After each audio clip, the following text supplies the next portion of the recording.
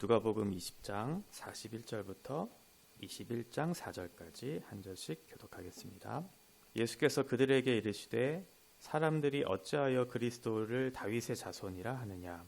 시편에 다윗이 친히 말하였으되 주께서 내 주께 이르시되 내가 내 원수를 내 발등상으로 삼을 때까지 내 우편에 앉았으라 하였도다 하였느니라. 그런즉 다윗이 그리스도를 주라 칭하였으니 어찌 그의 자손이 되겠느냐 하시니라. 모든 백성이 들을 때 예수께서 그 제자들에게 이르시되 긴 옷을 입고 다니는 것을 원하며 시장에서 문안받는 것과 회당의 높은 자리와 잔치의 윗자리를 좋아하는 서기관들을 삼가라. 그들은 과부의 가산을 삼키며 외식으로 길게 기도하니 그들이 더 엄중한 심판을 받으리라 하시니라. 예수께서 눈을 들어 부자들이 헌금함에 헌금 넣는 것을 보시고 또 어떤 가난한 과부가 2렙돈 넣는 것을 보시고 이르시되 내가 참으로 너희에게 말하노니 이 가난한 과부가 다른 모든 사람보다 많이 넣었도다. 저들은 저 풍족한 중에서 헌금을 넣었거니와 이 과부는 그 가난한 중에서 자기가 가지고 있는 생활비 전부를 넣었느니라 하시니라. 아멘. 옳다고 여겼던 것들이 옳지 않다고 그것을 깨닫게 될 때 그럴 때가 있어요. 우리가 가지고 있는 편협한 그 생각이 가지고 오는 확신, 이것들이 우리를 굉장히 교만하게 만들 때가 있죠. 이것이 얼마나 두려운 일인지 좀 생각을 하게 됩니다. 주변에 자기의 사람들로 가득 차게 되면 이렇게 잘못된 어리석은 행동을 할 그런 위험에 처하게 될 때가 있죠. 내가 알고 있는 것들이 전부라고 생각될 때, 혹은 내가 경험했던 것들이 전부라고 생각될 때 이렇게 편협한 생각이 가져오는 그 확신이 우리를 교만하게 만드는 경우들이 있어요. 어제 우리가 보았지만 사두개인들은 부활이 없다고 결론을 맺었죠. 그것이 전통이든 자기의 경험이든 자기의 해석이든 어떠한 식으로든 어떻게 그 성경을 바라보느냐의 문제가 예수님에 대한 오해와 자기의 신학을 왜곡시킬 수 있는 그런 장애물이 될 수 있다는 것을 우리가 생각해 봤었습니다. 이미 알고 있다는 것을 우리가 버리는 그런 용기가 필요하고, 결국은 우리가 해야 될 것은 말씀으로 다시 한번 돌아가서 그것이 옳은지 그른지를 확인하는 작업들이 우리에게 꼭 필요하다. 오늘 말씀도 그런 의미에서 계속해서 이어지고 있는 성전에서의 사건이 지금 이어지고 있어요. 그러면서 예수님께서 말씀하시죠. 사람들이 어찌하여 그리스도를 다윗의 자손이라고 하느냐. 여기서의 사람들은 아마도 계속 논쟁하고 있었던 서기관들을 얘기할 것이고, 그 사람들이 얘기했을 때 그리스도가 어떻게 다윗의 자손이라고 말할 수 있느냐라고 그렇게 문제를 제기하고 계시죠. 그러니까 예수님 말씀은 지금 서기관들이 잘못 가르치고 있다고 지금 말씀하고 있는 거예요. 사람들이 생각했을 때는 그리스도가 다윗의 자손이라고, 이것은 어떻게 보면 잘 생각한 그런 행동이었죠. 왜냐하면 사무엘하 7장 12절에 보면 약속하신 내용이 있었기 때문에 그래요. 내 수완이 차서 내 조상들과 함께 누울 때에 내가 내 몸에서 날 내 씨를 내 뒤에 세워 그의 나라를 견고하게 하리라. 그러니까 유대인들이 지금 그리스도를 다윗의 자손이라고 말했던 것, 생각했던 것은 그런 생각은 아니었지만 예수님이 말씀하시는 것은 그들이 잘못 오해하고 있다고 지금 문제를 제기하고 계시는 그런 상황이에요.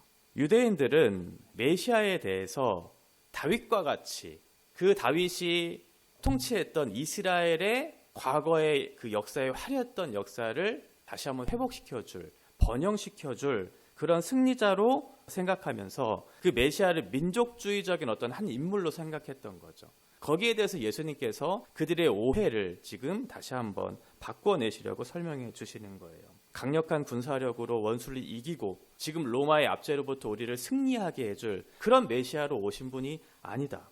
예수님은 어떠한 분으로 오셨는가? 다윗이 쓴 시편 110편 1절을 인용하시면서 이제 설명을 해주시죠. 주께서, 여기서의 첫 번째 주께서는 성부 하나님을 얘기하죠. 그 성부 하나님께서 내 주, 다윗의 내 주는 메시아를 얘기하는 거겠죠. 성부 하나님께서 메시아에게 이르시되 내가 내 원수 사탄, 내 원수를 내 발등상으로 삼을 때까지, 그러니까 그 사탄을 완전히 찍어 누를 때까지 내 우편에 앉았으라 하셨도다. 이렇게 말씀하고 있어요. 그러니까 다윗이 지금 본 것은 무엇이냐면 지금 다윗의 혈통으로 오시는 예수님, 이것은 육체적으로 오신 분은 맞지만, 그러나 다윗이 주님이라고 말씀하셨던 것은 지금 다윗이 태어나시기 전, 지금 1000년 전의 어떤 사건을 지금 언급하면서 지금 다윗이 이렇게 메시아가 이미 왔다는 것을 다윗이 보았다. 그 당시 메시아가 왔다는 사실을 1000년 전에 보았다. 본 것뿐만 아니라 그 메시아를 나의 주님이라고 고백했다는 것을 지금 말씀하시면서 지금 이 유대인들이 생각했던 메시아에 대한 오해를 지금 바꾸어내고 계시는 거죠. 그러니까 메시아로 오신 예수님은 이미 존재하고 계신 하나님의 아들이신 그분, 하나님이신 그분이 지금 이 땅에 오셨다. 그분은 하나님과 동등된 지위를 갖고 계신 분이지만 자신의 지위를 내던지시고 이 땅에 이 육체의 몸을 입고 이 땅에 오신 분이다 라는 사실을 지금 다시 한번 설명해 주고 있는 거예요. 그러니까 너희가 믿는 분이 누구냐, 우리가 믿는 분이 누구냐의 문제에 대해서 서기관들은 지금 어떻게 하고 있냐면 그 메시아에 대한 정확한 이해도 없이 잘못된 가르침을 지금 이 사람들에게 전하고 있다라고 지금 예수님 말씀하고 있는 거죠. 우리가 잘 알고 있다고 생각하는 그런 여러 가지 생각들이 있을 수 있잖아요. 그것이 그 편협한 생각이, 그 착각이 예수님을 오해하게 하고 결국은 우리의 신앙을 왜곡시키는 일들이 있을 수 있다는 것을 예수님 말씀하고 있는 거죠. 그러니까 말씀을 알 때 정확하게 그 말씀에 대한 이해가 없이 그저 표면적으로 드러나는 그 말씀에 대한 이해를 바탕으로 우리의 신앙을 확인하고 그 신앙을 따라 살아가게 된다면 이렇게 오해할 수 있다는 거예요. 두 번째 주제는 하나님께 무엇을 드려야 하는가에 대한 부분이에요. 두 이야기가 이제 대조되면서 나오고 있죠. 먼저 서기관들의 악한 행동에 대해서 말씀하시고 있고 그 이후에 우리가 어떻게 하나님 앞에 올바른 것을 드려야 할까인가에 대한 부분들을 예수님께서 설명해 주세요. 45절에 보면 모든 백성이 들을 때 이 45절을 생각해 보면 저는 예수님이 진짜 멋있는 분이라는 생각이 들어요. 지금 모든 사람들이 모여 있어요. 자기의 말을 환영하는 사람도 있고 자기의 말을 부정하고 자기를 죽이려고 하는 그런 무리들도 있어요. 서기관들도 있었고 자기를 따르던 제자들도 있었고 모두가 듣는 자리에서 제자들에게 말씀하시죠. 그 대상뿐만 아니라 그 말씀하시는 내용도 별로 사람들이 들었을 때 듣기 좋은 말은 아니에요. 그 사람들이 들었을 때 손가락질 할 만한 그런 주제들을 지금 예수님께서 말씀하고 있죠.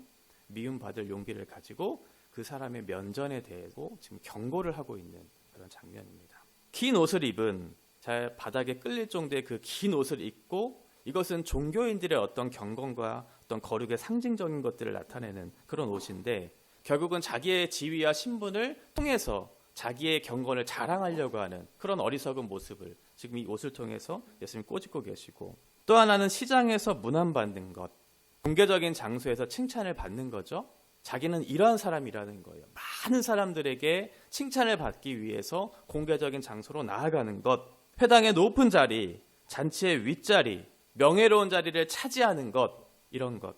나는 경건하고 나는 존경받을 만한 사람이고 많은 사람들에게 칭찬을 받을 만한 사람이고 나는 명예를 얻기에 합당한 사람이라고 생각하는 그 서기관들을 삼가라 이렇게 예수님 말씀하고 있어요. 지금 서기관들이 앞에 있거든요. 예수님이 정말 이 말을 하기까지 얼마나 큰 고민들을 하셨을까. 쉬운 말은 아니거든요. 면전에 대고 저 사람들을 삼가라. 저들의 행실을 본받지 말라고 제자들에게 말씀하고 있죠. 더 나쁜 것은 그들이 가난한 과부를 지금 그 돈을 착취하고 있다는 것. 가난한 과부를 돌보아야 하는 그 사람들을 돌보기는커녕 자기의 유익을 위해서 그 과부의 재산을 착취하고 있는 것들을 본받지 마라. 외식하는, 기도하는 모습을 외식으로 삼고 있는 저들의 모습을 본받지 마라. 자기의 신앙을 보여주기 위해서 스스로를 높이고 다른 사람을 착취하고 억압하면서 자기의 유익을 취하는 저들을 본받지 마라. 이렇게 예수님께서 말씀하고 있어요. 그렇게 하면 더 준엄한 심판을 받게 될 것이라고 예수님께서 강력하게 경고를 하고 계시죠. 교만하지 말고 자랑하지 말고 무시하지 말고 위선 떨지 마라. 그러면 더 준엄한 심판을 피할 수 없을 것이라고 예수님 말씀하고 있죠. 이 사람들은 종교적인 행위들은 있었어요. 그런데 자기를 위해서는 그 명예로운 자리, 자기를 위해서는 칭찬을 받는 자리, 그것을 차지하기 위한 교만함이 있었지만 돌봐야 할 가난한 사람들을 돌보지 않는, 돈을 빼앗아 가면서 자기의 배를 불리고 있는 악한 행실들을 하고 있는 그 어리석은 모습, 그들을 본받지 마라. 지금 이 말을 듣고 있는 서기관들은 얼마나 분노했을까요? 또는 얼마나 수치스러운 그런 생각들을 가지고 있었을까요? 면전에 대고 자기들을 지금 경고하면서 저 사람들은 닮아서는 안 된다고 예수님께서 강력하게 경고하고 있는. 그러면 우리는 무엇을 드려야 하는가? 21장 1절에 보면 성전 입구에 헌금함이 있었어요. 그리고 예수님께서 그 헌금함 곁에서 그것을 바라보고 있는데 두 부류가 와서 헌금을 하는 거죠. 한 부류는 부자들, 돈이 많은 사람들이 와서 헌금을 하고 있고, 또 한 명은 가난한 과부. 그 가난한 중에서도 하나님 앞에 헌금을 하고 있는 그런 상황들을 설명하고 있죠. 부자가 했던 그 풍족한 중에 드렸던 헌금은 액수가 드러나 있지는 않지만 아마도 많은 어떤 액수를 가지고 헌금을 했던 것으로 우리가 추정할 수 있어요. 그런데 반면에 가난한 과부는 2렙돈을 넣었어요. 그것이 생활비 전부라고 성경은 기록하고 있고, 예수님께서는 그 누구보다도 이 가난한 과부가 드렸던 2렙돈이 가장 많이 넣은 것이라고 예수님 말씀해주고 있어요. 렙돈은 이 팔레스타인 지역에서 통용됐던 가장 작은 화폐의 단위거든요. 우리가 일반적으로 생각하는 하루 노동자 품삯이 한 데나리온이잖아요. 그 한 데나리온의 128분의 1에 해당하는 것이 한 렙돈이에요. 오늘날의 일당으로, 하루 일당으로 한 데나리온을 환산해 본다면 계산하기 쉽게 10만 원으로 제가 계산을 해보면 이 2렙돈은 한 1,500원이 조금 넘는 돈에 불과해요. 근데 그 가난한 과부는 1,500원을 넣고 하나님 앞에 드렸던 거죠. 근데 더 안타까운 건 뭐냐면 이게 생활비 전부였다는 거예요. 생활비 전부인 1,500원을 드린 거죠.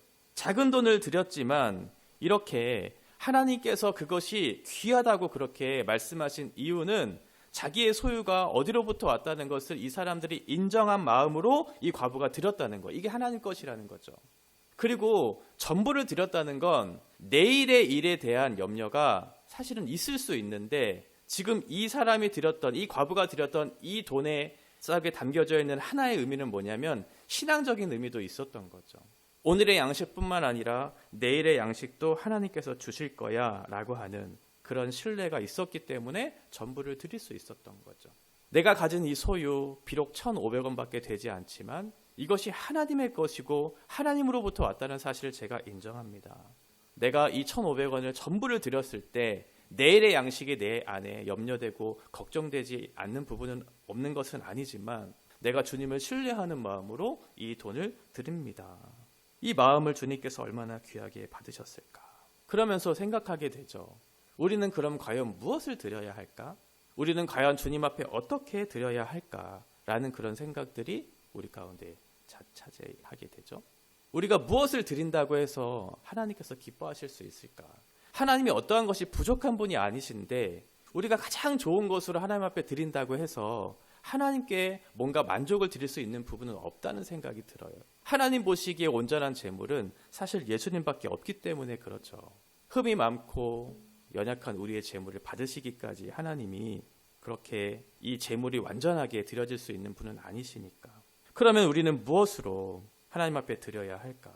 부족하지만 우리의 마음을 닮은 삶을 드리고, 또 부족하지만 주님을 신뢰하는 믿음을 드리고, 부족하지만 주님을 닮아가는 자신을 드릴 때 하나님께서 가장 기뻐하시지 않을까라는 그런 생각을 하게 돼요.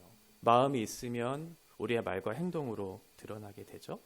주님을 향한 태도, 주님을 향한 마음, 주님을 향한 신뢰의 마음을 담아서 드릴 때 주께서 그것을 가장 기쁘시게 받으시고, 네가 누구보다 더 많은 것들을 나에게 주었다, 내가 그 재물을 받겠노라 말씀하시지 않을까라는 그런 생각을 하게 돼요.